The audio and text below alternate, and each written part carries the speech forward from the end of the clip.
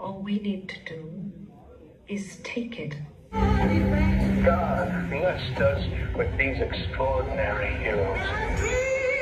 Things happening every day. What? She's standing right next to him. The whole time. Every mission. Every moment he called her his partner, his equal, someone he trusted completely. She's a Nazi, and he has no idea. That's the central dramatic irony of Vought Rising. And if you think about what that means, a man who defines himself by his hatred of Nazis, who built his entire identity around being America's greatest hero against fascism, who has spent decades believing in something, finding out that the closest person to him was everything he despised, that's not just a plot twist, that's a character destruction. Welcome to the 1950s, where the superheroes are new, the corruption is ancient, and nobody makes it out of this story clean. The Boys is over. Homelander is dead. The dust is still settling over the White House lawn, and the franchise is doing what franchises do. It's expanding. But not in the direction most people expected. Vought Rising is not a sequel. It's not a spin-off in the conventional sense. It's a prequel set in the 1950s, built around the origins of everything the main series spent 5 seasons dismantling.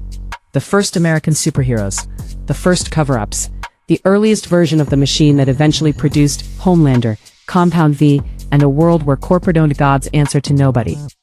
And at the center of it, Soldier Boy, Jensen Ackles back, not the jaded, bitter, cryo-frozen relic we got in Season 3.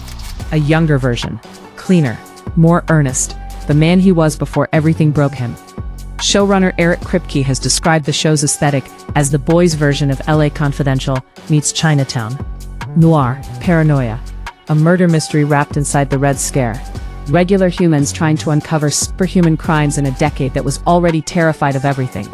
There is a tremendous amount to break down here. The present-day framing device, the Operation Paperclip connection, the horrifying early Compound V experiments, the origin of characters we already know from the main series, and the central lie that holds the entire 1950s storyline together. Let's get into it.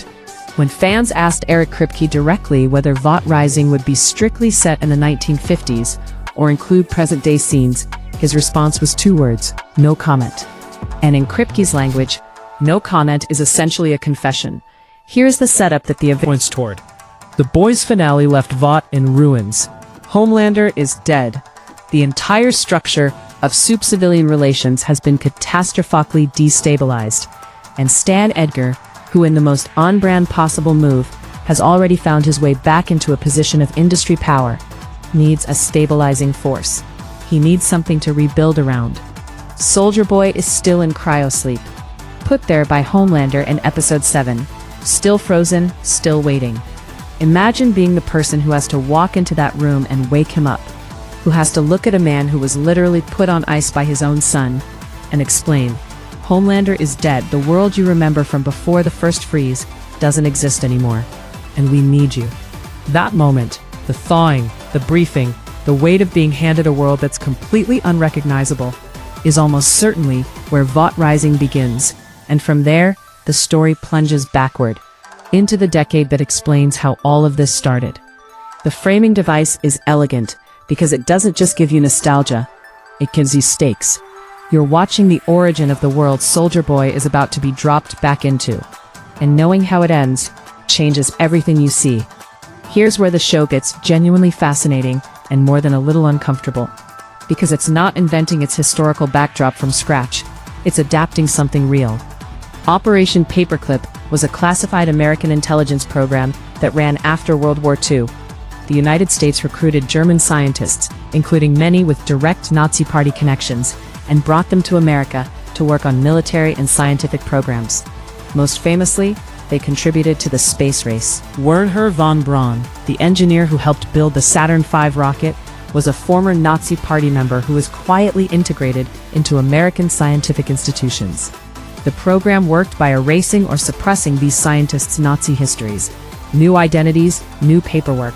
The past buried under the urgency of competing with the Soviet Union. In the world of the Boys, the same program happened, except instead of rocket scientists, Vought brought over German researchers working on Compound V. Instead of building missiles, they built superhumans. The Cold War paranoia is identical, the moral compromise is identical, and the cover-up is identical. Frederick Vought and his wife Clara, who becomes Lady Liberty, who eventually becomes Stormfront, are operating in this exact space.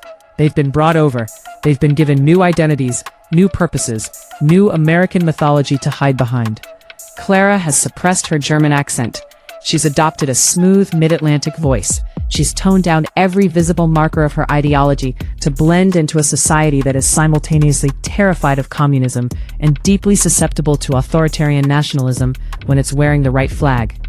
The historical parallel is not subtle. It was never meant to be. The Boys has always been a show that trusts its audience to see the mirror it's holding up.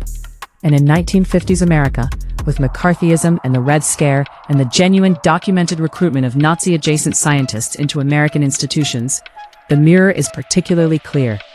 The soldier boy we met in season 3 of The Boys was a product.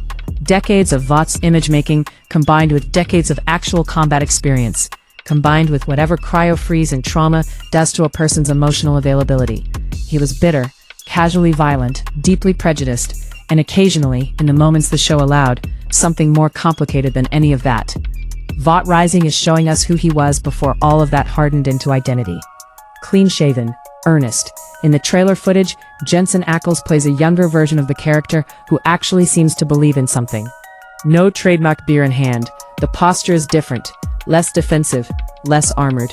This is a man who still has the capacity to be genuinely disappointed by the world because he hasn't yet learned to expect nothing from it. The lore established in the main series tells us his brother served in the military, likely in WW2 or Korea, and suffered a tragic end.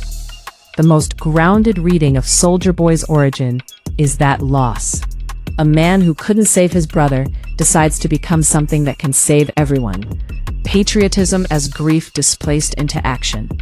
It's one of the oldest origin stories in superhero fiction, and the show is going to give it the specificity and moral complexity it usually lacks. But here's what the tragedy of his arc is really about. He discovers what Vought actually is. He learns that the narrative, the gift from God, the natural hero, the pinnacle of American virtue, is manufactured, corporate, cynical, built to serve interests that have nothing to do with actually protecting people. And he has to decide what to do with that knowledge. Based on what he becomes by season 3, the answer is, he buries it. He finds a way to keep doing what he does inside a system he's stopped believing in, which is actually the more honest and more devastating choice than pure rebellion. Most people, when they discover the institution they've dedicated their life to is corrupt, don't burn it down. They adapt, they compromise, they find ways to stay that don't require confronting what staying costs. Vought Rising is the story of how that process begins. Now here's the part that makes Vought Rising potentially the most dramatically rich project in the entire franchise. Clara Vought is operating as Lady Liberty in the 1950s, American hero, patriotic symbol, partner to Soldier Boy.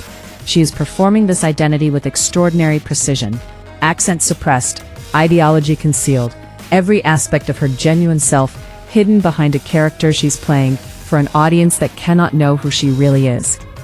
And Soldier Boy, who is defined by his hatred of Nazis, whose patriotism is partially constructed around opposing everything Nazism represents, is working beside her. Eventually, based on what we know from the main series, beginning a relationship with her, he never finds out.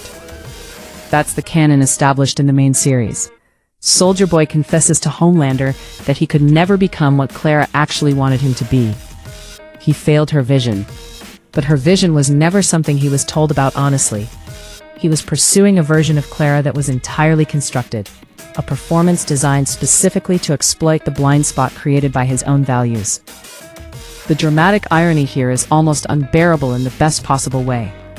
Every scene between them in Vought Rising is going to carry the weight of what we already know. Every moment of trust, every shared mission, every instance of genuine connection.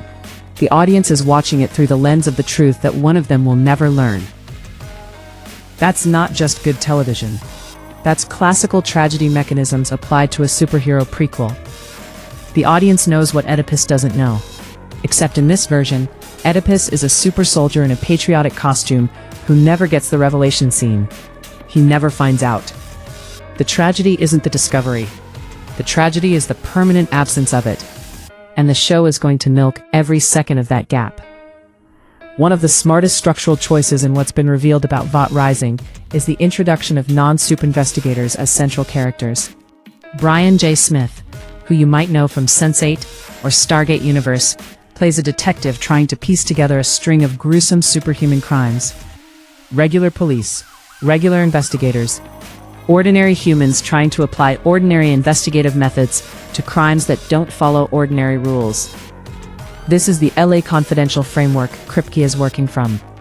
In that film, regular detectives stumble into a conspiracy that reaches far above their pay grade. And the question isn't just can they solve it, but can they survive knowing the answer? The early Supes, including a more idealistic Soldier Boy and his team, initially want to help. They actually believe in what they're doing. The gulf between their genuine desire to be heroes and the reality of what Vought is using them for is the central tension. And as the detectives dig deeper into Vaught's crimes, the good Supes are going to have to confront the same reality that's been true since the 1940s. The institution that created them never had the interests of ordinary people at heart. In noir, the people who find the truth rarely get to do anything useful with it. The system absorbs the discovery and continues. And in the Boys universe, we already know what the ending looks like, because we've seen the world Vought built on top of these buried secrets. The detectives might solve the mystery. The truth doesn't change anything. Vought covers it up, moves forward, and keeps manufacturing heroes. That's the genre and the franchise thesis working in perfect alignment. The trailer doesn't hold back on the body horror of early Compound V testing. And it shouldn't. Because what Vought was doing in the 1950s with these experiments is one of the most morally reprehensible things in the franchise's entire history, which is saying something, given the competition. V1 was administered to thousands of test subjects. The overwhelming majority of them died, not cleanly, brutally. The instability of the early formula meant that the people who didn't develop powers were destroyed by the attempt, and the people who did survive to become Soldier Boy's team, Bombsight, Torpedo, Private Angel, are the exception that proves the horror of the rule. We see a younger Thomas Godolkin in the footage, the scientist, the architect, the man trying to crack the formula for a stable V1 that produces reliable, controllable, god-tier superhumans. And fans of Gen V will recognize that name with a very specific kind of dread, because Godolkin's legacy in the modern timeline is a university built on the exact same ethical framework as those 1950s labs. The packaging changed, the underlying logic didn't. And then there's the African-American test subject in the trailer, injected with V1, breaking his restraints, attacking the guards. The mutation is immediate and catastrophic. The theory circulating in fan communities, and it has real textual support, is that this is the origin of Quinn. The fungus creature from Season 5, trapped in Fort Harmony for decades, existing as both monster and tragedy. If that's who this is, then we're watching the exact moment a human being was destroyed by Vaught's experimentation and left to exist in that destroyed state for the next 70 years. The scale of what Vought did isn't just corporate corruption, it's crimes against humanity. And Vought Rising is going to make you sit with the specifics of that in a way the main series never had the historical distance to do. Here's the line that closes the trailer. Stormfront, Lady Liberty, telling Soldier Boy there is a brighter future. All we need to do is take it. And the weight of those words, if you've watched the main series, is genuinely crushing. Soldier Boy confesses in the main show that he could never be what Clara wanted. He wasn't the ultimate superhero she was building toward. His individuality, his rebelliousness, his inability to be fully controlled, all of it made him a disappointment to her vision. He was close to what she needed, but not quite there. Vought Rising is the story of that failure. The gap between what Stormfront wanted to build and what Soldier Boy actually was. And the conclusion of that gap, the lesson that Vought and Godolkin took from the failure, is that you can't take an already formed adult and turn them into the perfect compliant super soldier. You have to start from the beginning, You have to build it from scratch. You have to control every variable from the moment of creation. That realization is the origin of Project Odessa, the classified program that eventually produces Homelander and Marie Moreau and every other Supe born into corporate ownership rather than recruited into it. Vought Rising is not just filling in backstory. It is the explanation for why Homelander is the way he is at the molecular level. Every decision that shaped him, the lab, the isolation, the complete absence of genuine human connection, those decisions were made in the 1950s, by people we're about to meet, based on failures we're about to watch. The show is the origin of the origin, the story before the story, and knowing where it leads makes every scene in it carry the weight of everything that follows. The boys told us what the world looks like when corporate power goes completely unchecked, when the institution that's supposed to protect people becomes the primary threat to them, when the heroes are products and the corruption is structural, and the people trying to fight it keep discovering that the machine is bigger than any individual monster inside it. Vought Rising is going to show us how that world got built. Soldier Boy before the cynicism. The first superheroes, the first cover-ups, the first humans who tried to uncover the truth and found out what uncovering the truth costs. And somewhere in that 1950s story, in the noir shadows and the Red Scare paranoia and the body horror of early Compound V, is the exact moment the decision gets made. The decision that the perfect superhero can't be created from a willing adult. That control requires something more fundamental. That somewhere in a lab in the years after all of this, a child is going to be born into a world that was designed to shape him from the very first second of his existence. His name is going to be Homelander, and everything in Vought Rising is leading there. Tell me in the comments, are you more excited about the 1950s murder mystery or the present-day framing with Soldier Boy waking up? And how long before Vought Rising destroys us the same way the main show did? Because I give it 2 episodes.